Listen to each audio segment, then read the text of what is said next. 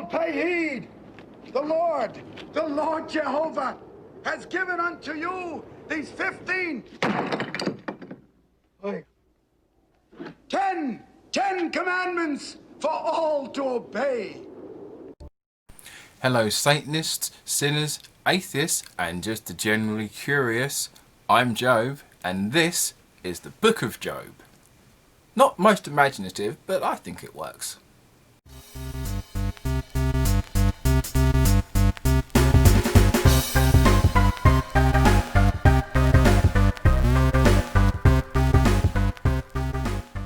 So one thing I've actually found quite interesting during this whole process I've been going through in regards to atheism and Satanism in general is the fact that now I don't feel a connection with Christianity.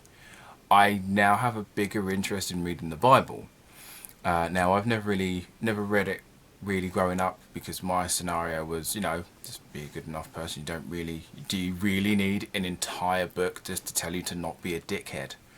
But apparently some people do. But now I have no interest in it. I now have the need to want to read it.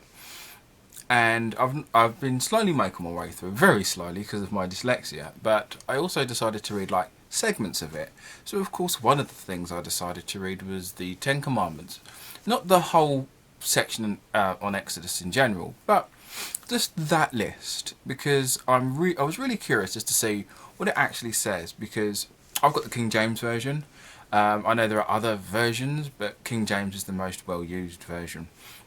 But anyway, the reason I went for that is because, it's a simple enough list, and when I watched and listened to like YouTube channel, atheist channels and podcasts and stuff like that, like some people say, well, all of our laws and rules are, that govern our countries are all based off of the 10 Commandments, to which I believe it was Eric Murphy from Talk Heathen said, well, that's true, yes, all of our laws are based off of the 10 Commandments. That's why it's illegal to pray to any other gods. That's why it's illegal to work on a Saturday or a Sunday. So it's kind of, that's a fair point. So what else is written in these simple to follow rules? What else is written in these that's actually that you can have as a general rule without necessarily having to have a god? Because that's the other thing that always interests me, because people say, well, we can't it's this whole morality statement of you can't have morality without a god. So I'm thinking, if I read, let's read through the 10 Commandments and then kind of actually see what law there is that you need a god to tell you, and kind of see how that goes. So it is quite interesting. Now I warn you, the bits that don't need much information and explaining go on a bit, and all the stuff that needs a bit of fine tuning and a bit of nuance are just sentences. So we're gonna have a quick read. Okay, so I got my Bible. So if you wanted to read along at home, we are reading Exodus 22. Not 22, but Exodus 20, period 2. So it says, and God spoke all these words, saying. Now, I'm always going to struggle with this because this isn't written as if English was the first language this person spoke. Bearing in mind, the English version is like three or four translations in, so obviously this isn't actually translated from the original language. I am the Lord God. I am the Lord your God, who brought you out of the land of Egypt, out of the house of bondage. Not as exciting as that sounds, but we'll continue. You shall have no other gods before me. Which is kind of fine, but once again, as an atheistic perspective, you can't really have that as a law that you have without a god, because it's like, well, I don't believe in any of the gods, so okay, technically I'm breaking that rule only by the fact I don't believe in any, so fair dues. So you can't exactly have that as an enforceable law. You shall not make yourself any graven images or any likeness to anything that is in heaven above, or that is in the earth beneath, or that is in the water under the earth. So this, not only does it say no, you're not allowed to have images, but it's also raised the question: does that mean I'm not allowed to have like my Pokemon figurines? Because that's an image, but at the same time, those things don't really exist on Earth. So can I have them? Am I not allowed to have a little statue of a bird because that's a creature flying from above? And to be fair, all I get the sense is, don't meet your idols. What was I? You shall not bow down to them or serve them. Now, once again, this is that whole, I'm the only God, don't pray to other gods. And it's like, fine, I guess that makes sense. If this is the rule you want to put down for your religion, sure. I mean, I don't know why this part has anything to do with morality, but there we go. For I, the Lord God, your Lord God, am a jealous God. Now this is the bit that gets interesting. Visiting the inadequacy of the father upon the children to the third and fourth generation of those who hate me, but show steadfast love to thousands of those who love me and keep me in their commandments. So ostensibly what this is saying is, if you do not believe in me, then not only do I not like you, I also won't like your children, your children's children, etc., etc., because you don't like me. And that sounds like abuse. Well, you don't like me, so anyone you like, I don't like as well. So there, kind of feels spoilt and bratish. But once again, this is a whole paragraph of just don't worship other gods. So it kind of goes into a lot of specific detail about what you can and can't do worship-wise, even though it doesn't feel that necessary. You don't need to go on saying, don't worship, don't have an image of birds or stuff above or below or around. It's like, okay, I get it. You don't need to waffle on about that. Next one is, you shall not take the name Lord your God in vain. For the Lord will not hold them guiltless who takes his name in vain. Now, that's kind of, a repetitive bit. But what I like about that is, okay, in an atheistic perspective, I don't believe in God, so I can say whatever the fuck I want. But the other thing I find interesting is so imagine if there was a God and someone stubbed their toe and was like, God damn it. And it's like God's looking down, kind of going, oh, for goodness sake, that had nothing to do with me. What are you taking it out on me? That's your fault. Don't blame me for it. So I guess it kind of makes a bit of sense. But still, it's that whole, it's a commandment. You can't do that because reasons. And that's the other thing that always gets me with some of these, because there's no actual reason given as to why these are bad. We are just told they are bad, so listen. So it says, this is a bit of a paragraph here. Remember the Sabbath day, to keep it holy. 6 days you shall labour, and you will do all your work. But the seventh day is the Sabbath to the Lord your God. In it you shall not do any work, you or your son or your daughter, your manservant, your maidservant, your cattle, or your sojourner who is within your gates. For in 6 days the Lord made the heaven and the earth and the sea and all that is in them, and rested on the seventh day. Therefore the Lord blessed this the Sabbath day and holied it. Which is a very weird way to phrase that.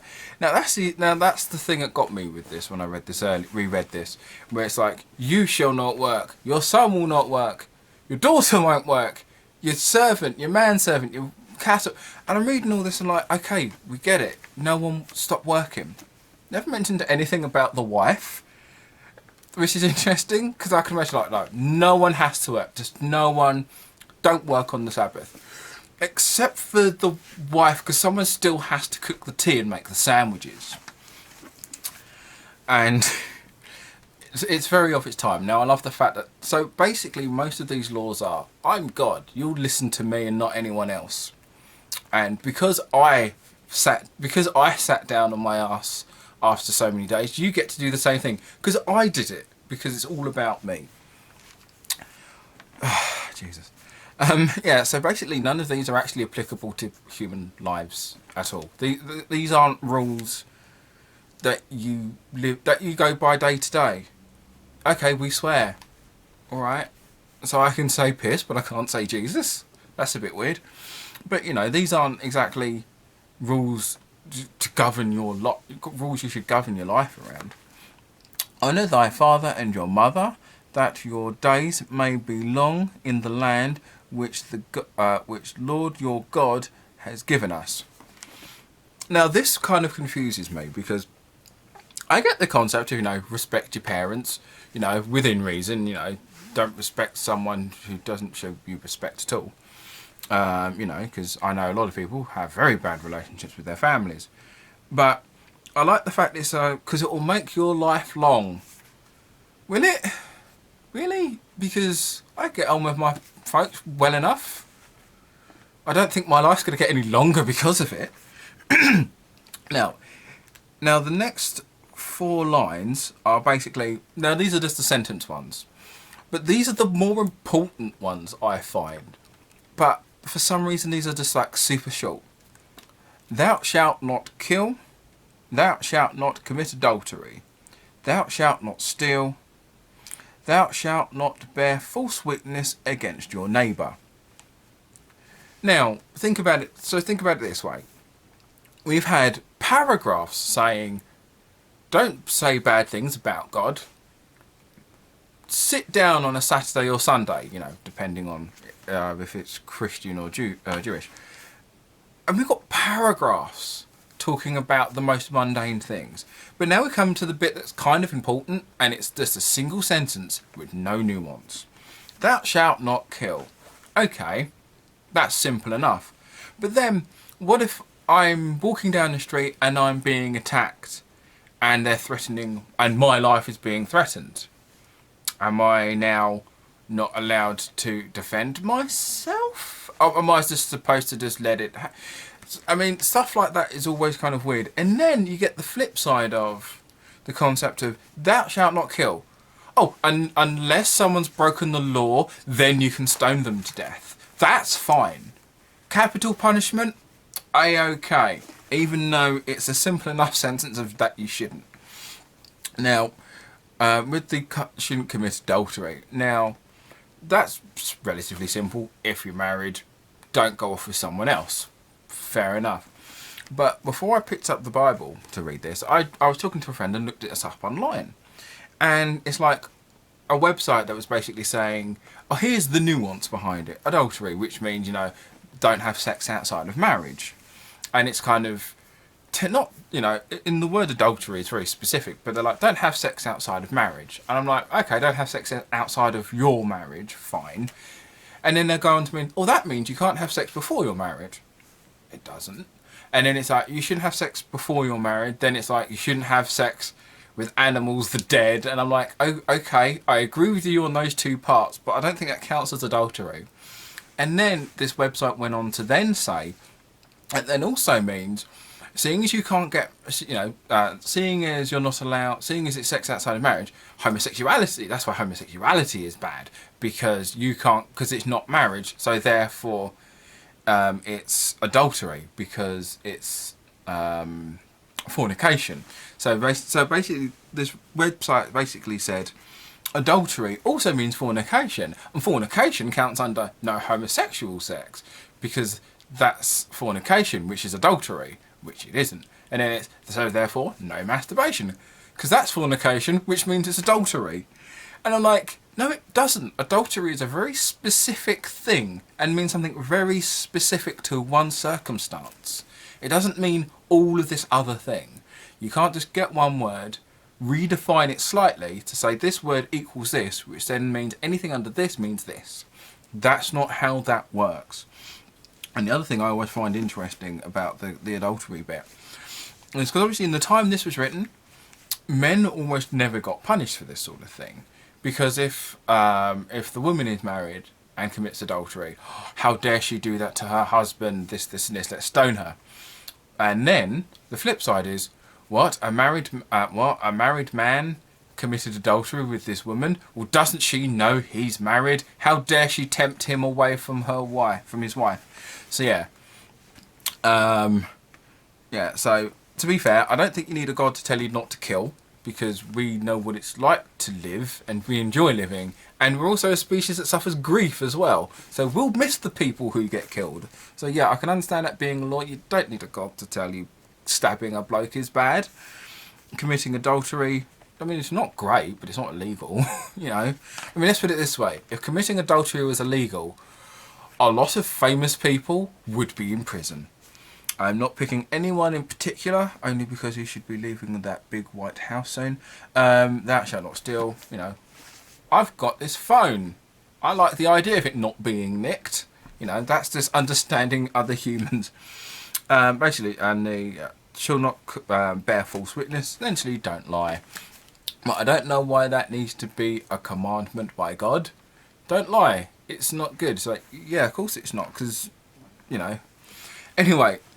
So move on to the last commandment, and then there's another paragraph after. But last commandment, which is something so basic, but just like me, waffles on. Thou shalt not covet thy neighbour's house. Thou shalt not covet thy neighbour's wife, or his manservant, or his maidservant, or his ox, or his ass, or anything that is your neighbour's. Was it like, you know, you shall not covet your neighbour's possessions? But what about his wife? No, you can't have his wife. Can I have his manservant though? No. Can I have his, and so on and so on. I get it. Don't want what your neighbour has. I mean, that's kind of a shit thing, because, hey, I really like that car my neighbour has. I will work to get one myself.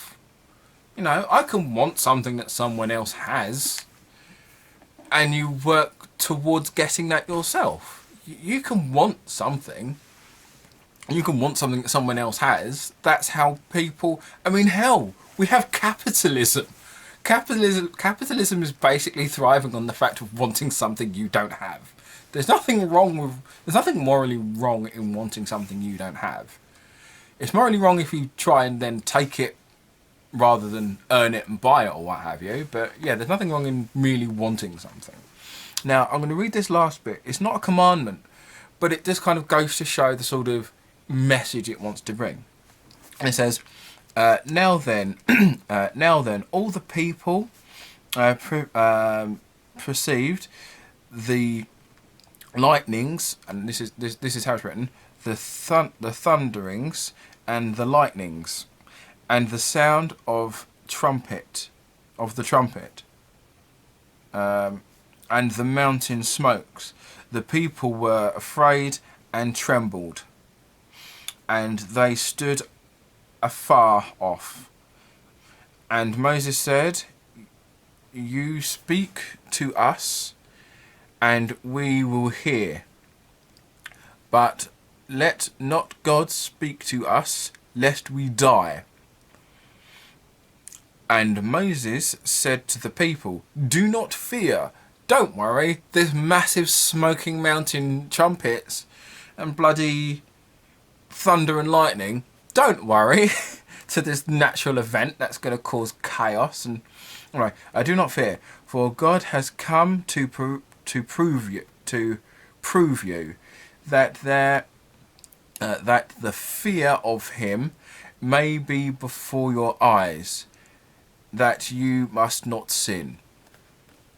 So, ostensibly what it's saying is, hey, I know you're afraid, but think about it this way. Your fear will stop you from sinning, because God is a jealous God and will do nasty things to you and just won't care. He'll just be a bastard to you. He'll punish your children because of what you've done. And so that's a fair and just God. So therefore, do what we say out of fear, because, you know, as long as you do what he says, he doesn't care if you love him or fear him, as long as you do as he says.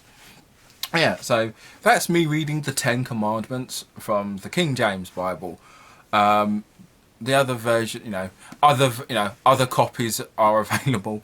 But yeah, just just having to read through those again. It's most of those aren't even illegal. So when people say, oh, all of our laws are based off of the Bible and the 10 Commandments, they're not, because half of it is just saying, pray to God and take a day off of work if you want to, because I did it, so you can. If it's good enough for me, it's good enough for you.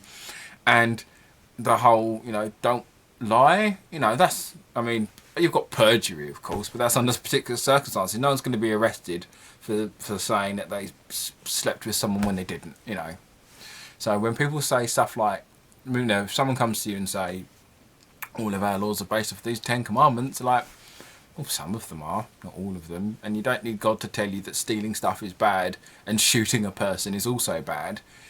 If you need that explained to you, you've got a lot more to worry about than whether if you're reading the Bible or not. Yeah, so that's my video. Sorry it went on a while, but then at the same time, sorry it's been so long since I published a video on this channel. So, well, I hope you enjoyed. If you did enjoy, you can follow me on the social medias, and Ave Satanas.